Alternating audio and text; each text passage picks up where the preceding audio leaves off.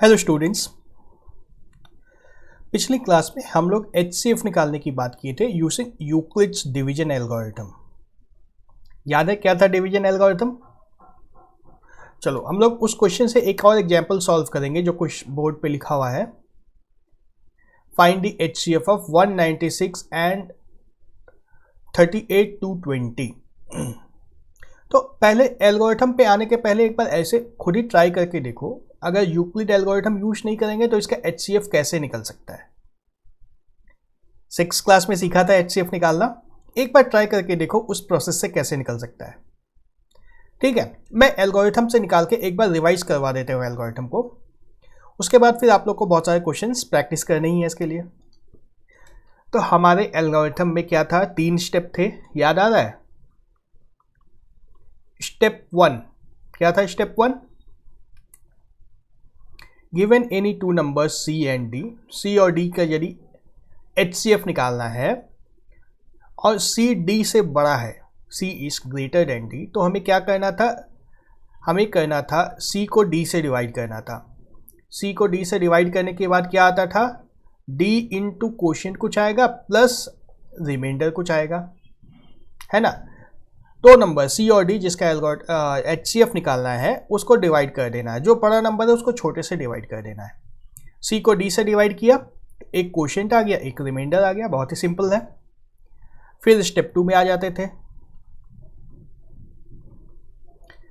If R is equal to 0 then D is the HCF। अगर R 0 है तब तो HCF मिल गया हमें, क्या होगा? HCF D। If R is not equal to 0 then apply the algorithm to, किस में लगाते थे याद है? D और R में लगाना था। D एंड R पे फिर से एल्गोरिथम लगा देना है, ठीक है। फिर स्टेप 3 क्या था? Repeat till R is equal to 0। जब तक R नहीं आता है तब तक काम करते जाओ, है ना। D और R पे एल्गोरिथम लगा दिया, फिर चेक कर लो यहाँ पे आकर के R 0 हुआ है क्या। अगर R 0 हो गया है तब तो काम हो गया है हमारा। अगर R 0 नहीं हुआ है तो फिर से नया D और नया R जो आया है उसके ऊपर फिर से एल्गोरिथम लगा देना है। क्लियर है एल्गोरिथम? तो ये सिंपल टर्म्स में मैंने लिख दिया, पिछली वीडियो में बुक के लैंग्वेज में लिखा था, अभी सिंपल लैंग्वेज में लिख गया। अब तो एकदम दिमाग में सेट हो गया होगा। दो नंबर C और D हैं, उसमें से C बड़ा है D से, क्योंकि अगर C छोटा होगा तो डिवाइड कर ही नहीं पाएंगे हम लोग। यदि C D से छोटा हो जाएगा तो डिवाइड कैसे करोगे? नहीं कर पाओगे। तो इस तरह से काम नहीं करना है, C को बड़ा करना है, बड़ा पलट देना है, जो बड़ा नंबर है उसको छोटे से डिवाइड करना है। तो डिवाइड करने के बाद हमारा क्वोशिएंट आ गया और रिमाइंडर आ गया, क्वोशिएंट को हमें इग्नोर कर देना है, सिर्फ R की बात होगी। अगर R 0 है तब तो D इज द HCF, कहानी खत्म हो गई है यहीं पे। और अगर R 0 नहीं है तो D और R पे अप्लाई एल्गोरिथम फिर से, ठीक है। बस 2 ही स्टेप है, तीसरा तो सिर्फ रिपीट लिखा हुआ है, 2 स्टेप का एल्गोरिथम है। तो इस प्रोसेस को यूज करके हम लोग अभी 196 और 32880 का HCF निकालेंगे। मिटा दो एल्गोरिथम को, चलो इसको मिटा देता हूं मैं। देखो एकदम ध्यान से सीख लो इसको, इस प्रोसेस में कोई कंफ्यूजन नहीं रह जाना चाहिए, बहुत ही आसान है, एकदम फ्री फंड के नंबर है, क्वेश्चन आएगा इससे और आराम से नंबर मिल जाएंगे। तो हमारे पास अभी C क्या है? अब C और D नहीं दिया है, यहाँ पे C को चुनना है। कौन सा होगा C? जो बड़ा नंबर है वो C होगा, 38220 C ये होगा, और D क्या होगा? D छोटा नंबर होगा, 196, है ना। अब C को D से डिवाइड कर दो, 38220 को 196 से डिवाइड करना है। ऐसे बड़े नंबर आएंगे तो इसी प्रोसेस से आसान होगा, पुराना प्रोसेस जो था उससे बहुत कॉम्प्लेक्स हो जाएगा ये। चलो डिवाइड किया तो कितनी बार में जाएगा? एक बार में। 196 कितना बचेगा? 6, 186, नीचे आ जाएगा 2। अब कितनी बार में जाएगा? 9 बार में जाएगा। 54, 86 1764, कितना बचेगा 98, और फिर 0 आ जाएगा। अब कितनी बार में जाएगा 5 बार में, क्या होगा 30 980, 0 आ गया, एक ही बार में 0 आ गया इस बार। तो हमारा क्या हुआ 38,220 is equal to 196 into 195 plus 0। हमारा C यह था, D यह था, Q यह था और R यह था। एल्गोरिथम में हमने क्या देखा अभी अभी जस्ट 2 मिनट पहले हमने देखा था। अभी क्या था, अगर R 0 है, अगर R 0 है तो HCF क्या होगा, R 0 आ गया है, R 0 आ गया है तो हमारा HCF मिल चुका है हमें, HCF इज इक्वल टू 195। ठीक है, नहीं यह गलत है। हमने क्या कहा था, D इज द HCF। देखो इस तरह की भूल नहीं करना, इसलिए मैं यहां पे लिख के दिखाया था। स्टेप 2 में क्या था, if R is equal to 0 D is HCF, यही था ना। और D क्या है हमारा 196 है, तो HCF हमारा 196 होगा, 195 नहीं होगा। सो फिर से मैं 5 लिख रहा हूं, 196 होगा। D को चुनना है, D को, Q को नहीं लेना है। Q और D कौन सा है एकदम ध्यान रखना है। थोड़ा सा मिस होगा, देखो नंबर भी बराबर जैसा ही आ गया है यहाँ पे, तो थोड़ा सा मिस होगा तो बात बिगड़ जाएगी।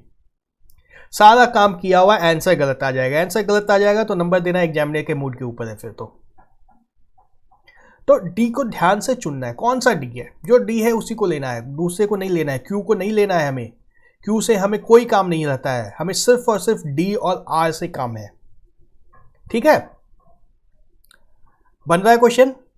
एक बार खुद से अपने पेपर पेन पे बिना वीडियो को देखे हुए सॉल्व करोगे इसको, वीडियो देख के समझ लो, उसके बाद पेपर पेन पे बिना वीडियो को देखे हुए सॉल्व करना है, तब समझ में आएगा, तब दिमाग में सेट होगा, तब कॉन्फिडेंस आएगा।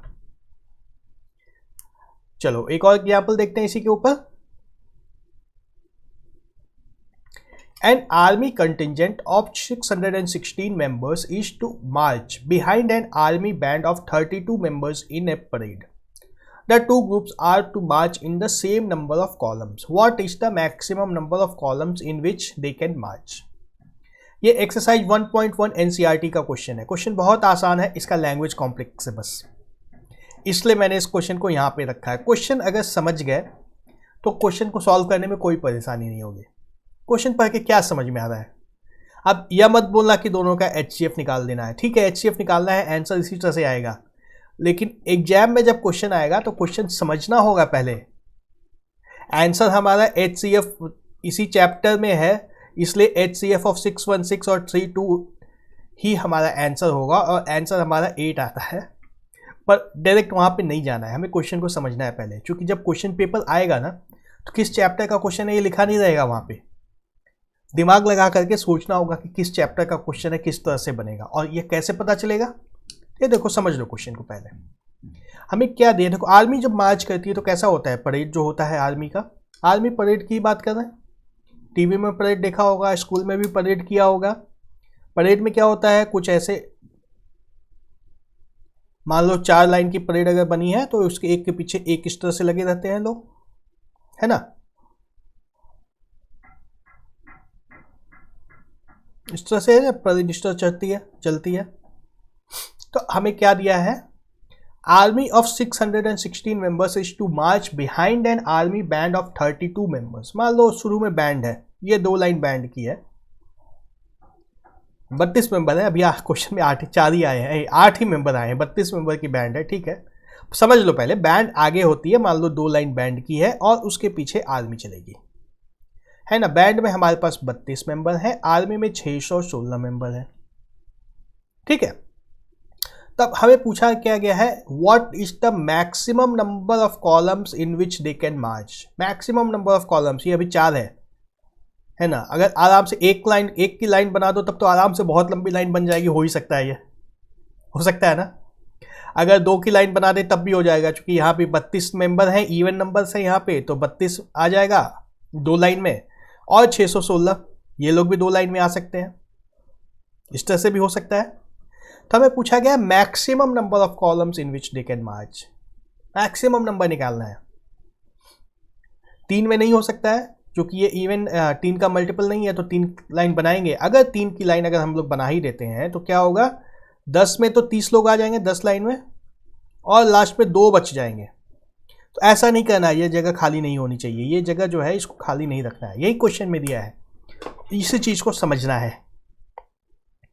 अब समझ में आ रही है बात क्या है, हमें 32 मेंबर को पहले इस तरह से अरेंज करना है परेड के फॉर्म में, और फिर उसके नीचे 616 मेंबर्स को अरेंज करना है परेड के फॉर्म में, और कुछ इस तरह से अरेंज करना है कि नंबर ऑफ कॉलम दोनों में सेम हो, क्योंकि परेड में बराबर ही होता है, परेड में बराबर ही होता है। और मैक्सिमम नंबर ऑफ कॉलम निकालना है, यह नहीं कि एक ही लाइन में लगा दिया सबको, 616 और 32 लोग हैं, एक लाइन में खड़ा कर दो हो गया, या 2 लाइन में खड़ा कर दो हो गया, ऐसा नहीं करना है। मैक्सिमम नंबर, लंबाई को बहुत ज़्यादा नहीं खींचना है, चौड़ाई को भी बढ़ाना है। तो ऐसे कितनी लाइन बनाने से हमारा काम हो जाएगा। एक कॉलम का मतलब लाइन है, यहाँ पे कॉलम मतलब क्या होता है, ऊपर से नीचे तक कुछ इस तरह से पेपर पे बनाएंगे तो यही लाइन आएगी इस तरह से, इसलिए इसको कॉलम लिखा है ना। पेपर पे अगर ये इसको लाइन ज्वाइन कर दो तो ये लाइन हुई ना, इसी को कॉलम भी बोलते हैं। टेबल जब बनाते हैं तो टेबल में क्या होता है, रो इधर से होता है, कॉलम इधर से होता है, तो ये कॉलम है, इसी को कॉलम कहा गया है। ठीक है, तो अब समझ में आ रहा है, हमें HCF निकालना है। HCF निकालेंगे तभी तो पता चलेगा ना, हाईएस्ट कॉमन फैक्टर दोनों का निकालना है, मतलब इसमें कितनी लाइन, ये 32 जो है इसको 2 फैक्टर्स में डिवाइड करना है, 8 गुना 4, कुछ इस तरह से। मान लो 8, एक लाइन में इधर से 8 होते हैं तो इधर से 4 आएंगे, और उसी तरह से 616 को भी 2 भाग में डिवाइड करना है, और ये जो है लेंथ, इसको मैक्सिमाइज करना है, इसको मैक्सिमाइज करना है, मतलब सबसे बड़ा फैक्टर निकालना है, दोनों का हाईएस्ट कॉमन फैक्टर निकालना है। अब यह बात क्लियर हो गई, HCF निकालना है, तब तो HCF निकल जाएगा, फॉर्मूला हम लोग सीख चुके हैं। इसको मिटा दो हम, यूक्लिड्स एल्गोरिथम से हम लोग HCF आराम से निकाल सकते हैं। हमारा C क्या होगा, 616, D क्या होगा, 32। अब हमें क्या करना था, C को D से डिवाइड करना था, तो 616 इज इक्वल टू 32 इंटू कितना आएगा, 19 आएगा, डिवाइड करके चेक कर सकते हो, प्लस क्या बचेगा लास्ट में, 8 बचेगा। देखो 32 गुना 19 करोगे अगर तो 608 आता है, 608 प्लस 8 616। अब फॉर्मूला हमें फिर से लगाना है, किसके ऊपर लगाना है, 19 और 8 के ऊपर नहीं, 19 के ऊपर नहीं लगाना है। अगर कंफ्यूजन थोड़ा सा भी हो रहा है तो लिख लो, C ये है, D ये है, R ये है, कहीं कंफ्यूज नहीं होना है। अगर थोड़ा सा भी डाउट है तो लिख दो नीचे में, लिखने में क्या जा रहा है, C और D लिखा हुआ है, तो हमें D और R में एल्गोरिथम लगाना है। D है हमारा 32, R है हमारा 8, इंटू क्या होगा 4 प्लस 0। जैसे ही 0 आता है तो हमारा HCF आ गया। HCF क्या आता है, D हमारा HCF होगा, ये Q जो है Q HCF नहीं है, D हमारा HCF है, D हमारा क्या है 8। तो HCF is equal to 8, maximum number of columns 8। समझ में आ गई बात, बहुत ही ट्रिकी क्वेश्चन था ये, क्वेश्चन को पढ़ के समझना जरूरी है। इस प्रोसेस को तो हम लोग सीख चुके हैं, इस प्रोसेस में कोई कंफ्यूजन नहीं है। अब जो कंफ्यूजन होगी इसके बाद, इस स्टेटमेंट को पढ़ के समझने में, इसके ऊपर ध्यान देना है। क्वेश्चन में प्रैक्टिस अब यही करना है। ये एल्गोरिथम सीख चुके हो, मुझे इसमें कोई डाउट नहीं है कि ये एल्गोरिथम में डाउट है तुम्हें। कंफ्यूजन कहाँ पे होता है, इस क्वेश्चन में ही। तो चूंकि अभी क्वेश्चन HCF चैप्टर का है तो आराम से दिख रहा है कि 616 और 32 का HCF निकाल दो, काम हो जाएगा। जब सारे चैप्टर्स के क्वेश्चन मिक्सअप हो जाएंगे तब फिर समझने में दिक्कत होगा। तो इस स्टेटमेंट को पढ़ के समझना अच्छे से है, ठीक है। एक और एग्जाम्पल देखें, फिर से एग्जाम्पल हमारा अभी HCF का ही होगा। Use Euclid division lemma to show that the square of any positive integer is either of the form 3m और 3m plus 1 और some integer m for some integer m। अच्छा, इसके पहले एक दूसरा क्वेश्चन हम लोग ट्राई कर लेते हैं। ये एग्जाम्पल 2 है बुक में, इसके बाद आता हूं मैं उस क्वेश्चन के ऊपर। So that every positive integer is of the form 2q and that every odd integer is of the form 2q plus 1 where q is some integer। ठीक है, कोई भी पॉजिटिव इंटीजर का फॉर्म हमें निकालना है। तो मान लो हमने एक इंटीजर ले लिया a, और देखो हमें HCF की बात कर रहे हैं हम लोग, तो 2 से डिवाइड करना है उस नंबर को, है ना, 2 से डिवाइड करना है, यही दिया है ना, फॉर्म 2q है, मतलब अगर 2 से डिवाइड किया तो रिमाइंडर या तो 0 आएगा या रिमाइंडर 1 आएगा। तो दूसरा नंबर को हम लोग 2 लेते हैं, 2 से डिवाइड करके चेक करना है। यूक्लिड एल्गोरिथम से a को अब 2 से डिवाइड कर देंगे। तो a को जब 2 से डिवाइड करेंगे हम लोग, 2 into कुछ क्वोशिएंट आएगा q प्लस रिमाइंडर क्या हो सकता है, दो ही बात हो सकती है, या तो रिमाइंडर 0 हो या दूसरी बात में क्या होगा 2 into q1 प्लस रिमाइंडर 1 हो। चूंकि हम लोग 2 से डिवाइड कर रहे हैं उस नंबर को, तो रिमाइंडर दो ही हो सकता है, या तो 0 हो या 1 हो, इसके अलावा कोई ऑप्शन नहीं है। सोच के देखो और कोई ऑप्शन बच रहा है? ये सीधा सीधा यूक्लिड डिवीजन लेमा लगा है यहां पे।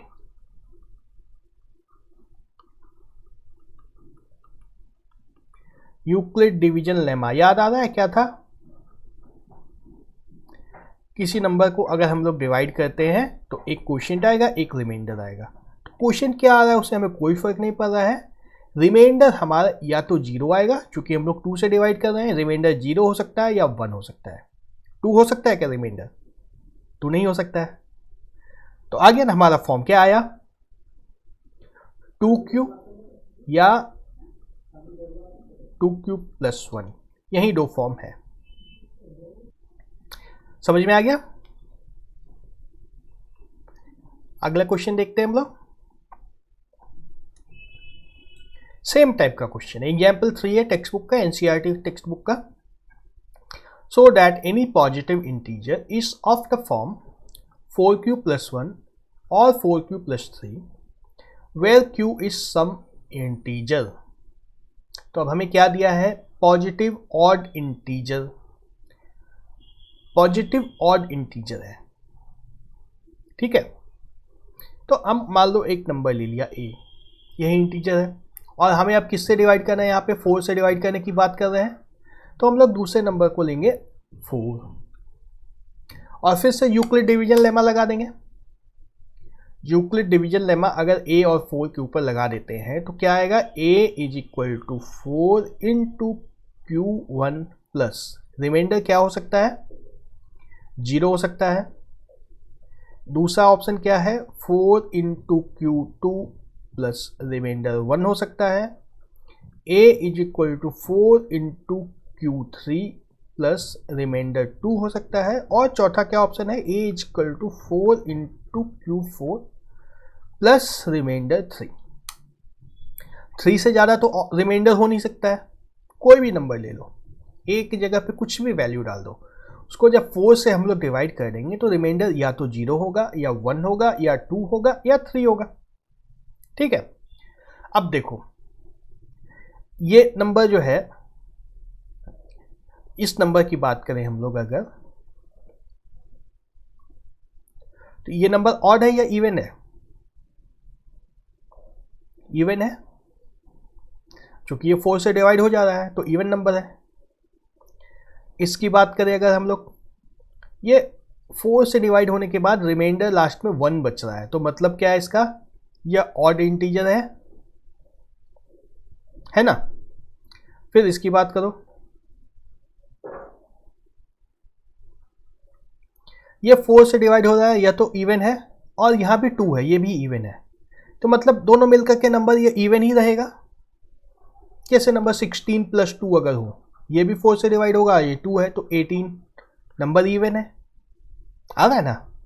और इसकी बात करें अगर, तो अगर 16 प्लस 3 नंबर ले लेते हैं हम लोग, 4 इंटू 4 प्लस 3, तो क्या होता? 19, ये ऑड हो जाता। है ना। हम लोग क्या देख रहे हैं कि ये 4 into Q1 Q2 Q3 Q4 जो भी है ये तो इवन है ही हर हाल में, और ये नंबर इवन है या ऑड है उससे डिसाइड होता है कि नंबर टोटल इवन होगा या ऑड होगा। तो ऑड हमारा कहां कहां पे आया, 4 इंटू Q1 प्लस 1 और 4 इंटू Q4 प्लस 3, क्या कहां कहां पे आया, 4Q प्लस 1 या 4Q प्लस 3। इसी दो केस में नंबर हमारा इवन हो सकता है, बाकी केसेस में तो नंबर ऑड हो गया था, सॉरी नंबर इसी दोनों केस में इवन नहीं होगा, ऑड होगा, इस दोनों केस में ऑड होगा, बाकी दोनों केस में नंबर क्या हो जाएगा, इवन। ठीक है, ये कॉन्सेप्ट पहले से पता था सबको, बस इस डिवीजन लेमा से इसको कैसे सॉल्व कर सकते हैं ये हम लोग यहां पे देख लिए। ठीक है, अब हम लोग आते हैं स्क्वायर वाले क्वेश्चन पे। ये क्वेश्चन था, use Euclid's division lemma to show that the square of any positive integer is of the form 3m or 3m plus 1 for some integer m। ये कैसे आएगा, सेम प्रोसेस जो अभी देखा है उसी प्रोसेस से सॉल्व करना है, वैसे दिया हुआ भी है यूज यूक्लिड्स डिवीजन लेमा, इसी लेमा को यूज करके हमें यह डिसाइड करना है। कैसे कर सकते हैं, देखो यहां पे हम लोग 3 से डिवाइड करने की बात कर रहे हैं, है ना, यहीं से हिंट मिलेगा, हम लोग यहाँ पे 3 से डिवाइड करने की बात कर रहे हैं। तो नंबर हमारा क्या हो सकता है, नंबर हमारा कोई भी नंबर अगर लेते हैं, मान लो x एक नंबर लेते हैं, उसको अगर 3 से डिवाइड किया तो नंबर रिमाइंडर क्या हो सकता है, या तो 0 हो सकता है, या 3a प्लस 1 हो सकता है, या 3a प्लस 2 हो सकता है। कोई भी नंबर अगर ले लो, उसको जब 3 से डिवाइड करने की बात करेंगे तो रिमाइंडर हमारे पास या तो 0 हो सकता है, या 1 हो सकता है, या 2 हो सकता है। हमें क्या है, एनी इंटीजर की बात करें, एनी पॉजिटिव इंटीजर, तो इसमें सारे पॉजिटिव इंटीजर आ गए ना, कोई भी नंबर लेके इसे चेक कर लो। 21 कहाँ पे जाएगा, इसमें सेट हो जाएगा, 7 इंटू 3 49 इसमें सेट हो जाएगा, 16 इंटू 3 प्लस 1 16 इंटू 3 प्लस 1, इसको लेना है अगर तो 71 ले लो,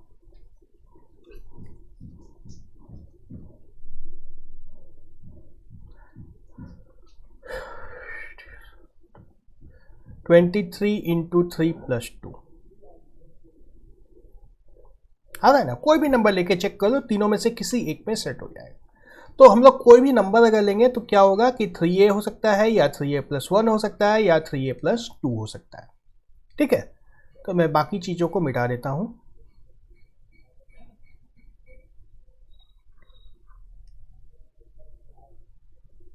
जीरो को भी हटा दूं, जीरो की तो कोई ज़रूरत नहीं है। अब क्वेश्चन में पूछा क्या गया है, स्क्वायर करना है, अब उसको इस नंबर को स्क्वायर करके चेक करना है। तो 3a को जब स्क्वायर करेंगे तो हमें क्या आएगा, 9a स्क्वायर, तो ये 3m के फॉर्म में आ गया है, क्या हो जाएगा 3m इंटू कुछ बच जाएगा यहाँ पे, है ना, या 3a इंटू 3a ही लिख दो, इसको m लिखने से कंफ्यूजन होगा अगर, तो 3a इंटू 3a, ये 3a का मल्टीपल है ना, ये नंबर आ गया यहाँ पे। ठीक है, बाकी दोनों केस में भी इसको करना है, चेक कर लेना है हमें। इसको स्क्वायर करके देखते हैं क्या आता है, 9a square plus 6a plus 1। अब इसको 3 से अगर डिवाइड करेंगे तो क्या आएगा, 3a प्लस 2a, अच्छा 3 से डिवाइड करने पे ये क्वोशिएंट आ गया, और रिमाइंडर हमारा जो बच गया 1, इस फॉर्म में आ गया। ये कंफ्यूजन तो नहीं रह रहा है, धीरे धीरे सोचना सेट होगा, दिमाग में आ जाएगा। इस नंबर को हमने 3 से डिवाइड किया, 3 से डिवाइड किया तो इसमें से 3 निकल गया, 3a स्क्वायर यहाँ बच गया, और इसमें से भी 3 निकल गया तो 2a यहाँ बच गया, और 1 जो था वो रिमाइंडर रह गया। तो 3m प्लस 1 का फॉर्म आ गया है, 3a स्क्वायर प्लस 2a को m लिख सकते हैं, 3m प्लस 1 का फॉर्म आ गया। ठीक है, और अब इसकी बात करें, अगर इसको स्क्वायर करेंगे तो क्या आएगा, 9a² प्लस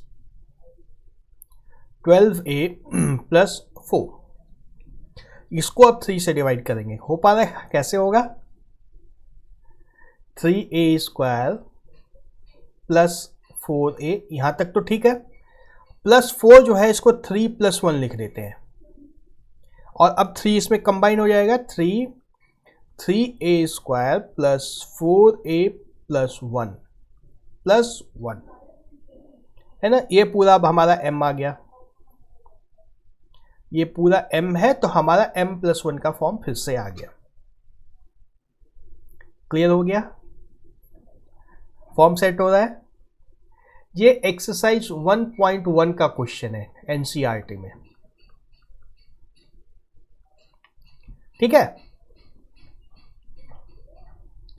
एक और एग्जाम्पल देख लेते हैं इसी का, फिर से टेक्स्ट बुक का ही क्वेश्चन देखेंगे। अच्छा, ये तो आसान है, ये एग्जाम्पल नंबर 4 है, एनसीईआरटी का ही है। फिर से क्वेश्चन को समझना है। ये जब स्टेटमेंट इस तरह का आ जाता है तो क्वेश्चन पढ़ के क्वेश्चन समझना बहुत जरूरी होता है। तो पहले क्वेश्चन को समझना है, पढ़ो क्वेश्चन को। ए स्वीट सेलर हैज 420 काजू बर्फीज एंड 130 बादाम बर्फीज। She wants to stack them in such a way that each stack has same number and they take up the least area of the tray. What is the number of burfis? अच्छा, बर्फी छोटा है, that can be placed in each stack for this purpose. जैसे दुकान, मिठाई की दुकान में कैसे रहता है, इस तरह से कोई ट्रे रखी हुई है, एक के ऊपर एक बर्फी रखी है, 1 2 3 4 5 6 जितने भी आ जाए 7। तो काजू बर्फी इस तरह से रखनी है इसको, और बादाम इस तरह से रखना है, 1 2 3 4 5 6, है ना। अब एक लाइन में लगाएगा तो इसमें 420 हो जाएगा, इसमें 130 रहेगा, बराबर नहीं होगा, ऊंचा नीचा होगा। तो हमें कहा यही जा रहा है कि हाइट दोनों का सेम करना है। Each stack has same number, मतलब एक लाइन में जितनी आएगी सेम आना चाहिए, इसमें जितना आएगा उतना ही इसमें भी आएगा। तो ऑब्वियसली इसको तो डिवाइड करना होगा ना। अब 2 कर देंगे तो क्या होगा, 210 आ जाएगा एक लाइन में, और इधर 130 आएगा, फिर भी मैच नहीं हुआ। इसको 4 कर देंगे तो 105 आ जाएगा, इधर 130 हो जाएगा, फिर भी मैच नहीं हुआ। तो कैसे आएगा, फिर से वही HCF निकालेंगे तो हमारा मैच हो जाएगा, है ना। 420 को कुछ लाइन में लगा देगा और 130 को कुछ लाइन में लगा देगा कुछ, और इस तरह से होगा कि हाइट दोनों की सेम होगी। तो हमें निकालना क्या है, वही HCF, 420 और 130 का HCF निकालना है, ठीक है। अब देखो यहाँ देख के ही समझ में आ रहा है कि अगर 10-10 का लाइन वो लगा देगा तब तो हो जाएगा, इसकी 42 लाइन लगेगी, इसकी 13 लाइन लगेगी। लेकिन क्या पता, हो सकता है इससे भी कोई ज़्यादा हाइट पे करे तो जगह कम लग जाए। हमें क्या करना है, least area of the tray use करना है, मिनिमम एरिया यूज करना है। तो 10 नहीं होगा आंसर, हमें HCF निकालना पड़ेगा। हो सकता है 10 से ज़्यादा हाइट पे भी कोई बात बनती हो, तो HCF निकालते हैं, ठीक है। 420, इसको 130 से गुना डिवाइड करना है, गुना 3 करेंगे तो 390 प्लस कितना बच जाएगा, 30। अब प्रोसेस फिर से लगाना है किसके ऊपर, डी हमारा ये है और R ये है। तो 30 = 30 गुना 4, 120 प्लस 10, ठीक है। फिर से प्रोसेस लगाना है, रिमाइंडर 0 नहीं हुआ है तो प्रोसेस फिर से लगाना है, रिमाइंडर और D के ऊपर लगाना है। तो 30 = 10 × 3 + 0। अच्छा, 10 ही आ गया, 10 से ज़्यादा नहीं हो सकता है, कोई बात नहीं, लेकिन चेक करना था, हो सकता है 10 से बड़ा आ जाता कोई नंबर। इस क्वेश्चन में नहीं आया, दूसरा क्वेश्चन जो एग्जाम में आएगा हो सकता है उसमें आ जाए, 20 आ जाए, 15 आ जाए, ठीक है। तो हमारा HCF अब आ चुका है, क्या है HCF, 10। D हमारा HCF होगा, एकदम ध्यान रखना है, मैं बार बार इस बात को बता रहा हूँ, HCF D होगा, HCF R नहीं हो सकता है। Q को नहीं चूज करना है, चूज करना है एकदम ध्यान से। 4 नंबर आएंगे अब यहाँ पे, है ना, 4 नंबर आ रहे हैं, चारों में हमें चुनना है D को। यहाँ से चूज करने में जरा सी गलती करोगे गलत हो गया, D को चुनना है, D हमारा यहाँ पे आएगा, ठीक है। और लिखने में भी एकदम ध्यान रखना, पहले C आता है, उसके बाद D आता है, उसके बाद Q आता है और लास्ट में R आता है। अगर लिखने का ऑर्डर चेंज करोगे तो हो सकता है चूज करने में गलत हो जाए, हो सकता है ना। डी के जगह पे अगर क्यू लिख दिया, अगर यहाँ पे इस तरह से कर दिया q into d plus r अगर कर दिया, गलती से भी मान लो इस तरह से कर दिया, तो हो सकता है अगले स्टेप में डी के बदले क्यू को लेके काम कर दो। हो सकता है आंसर लिखने में डी की जगह क्यू लिख दो। तो इस तरह से नहीं लिखना है, हमें पहले सी को रखना है, फिर डी को रखना है, उसके बाद क्यू आएगा और लास्ट में आर आएगा। जो दोनों नए नंबर आ रहे हैं वो बाद में है और जो पहले के जाने हुए नंबर हैं वो दोनों पहले हैं। ठीक है, तो अब एक्सरसाइज 1.1 हमारी कंप्लीट हो चुकी है एनसीईआरटी की। 1.1 मैंने सारे क्वेश्चंस तो डील नहीं किए हैं इस एक्सरसाइज के, कुछ क्वेश्चंस डील किए हैं। तो ये एक्सरसाइज पूरी बना लोगे, कोई डाउट हो तो मुझसे पूछोगे।